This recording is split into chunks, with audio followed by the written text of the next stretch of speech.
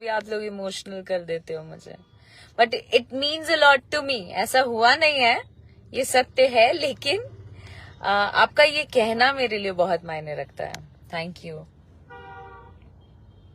तुम लोग सब बाहर गए थे तो मैंने सोचा मैं मेरी फैमिली से बात करूं, ऑडियंस क्योंकि मेरा सुनने वाला कोई है ही नहीं।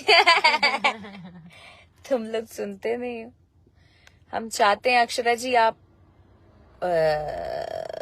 आकाश दीप जी नमस्ते।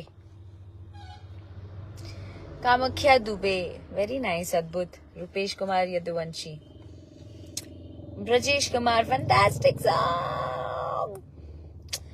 अच्छा, कुछ इंटरेस्टिंग बात किया जाए।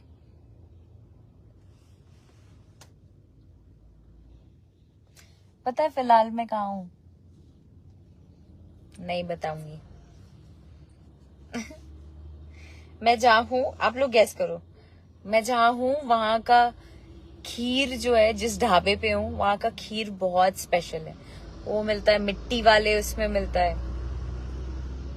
खाया है कभी? ट्राई किया है? बताओ। मिट्टी वाले उसको क्या बोलते हैं? कटोरी में, मिट्टी वाले कटोरी में। मैं बचपन में क्या करती थी पता है? वो खीर खाने के बाद वो मिट्टी खाने लगती थी।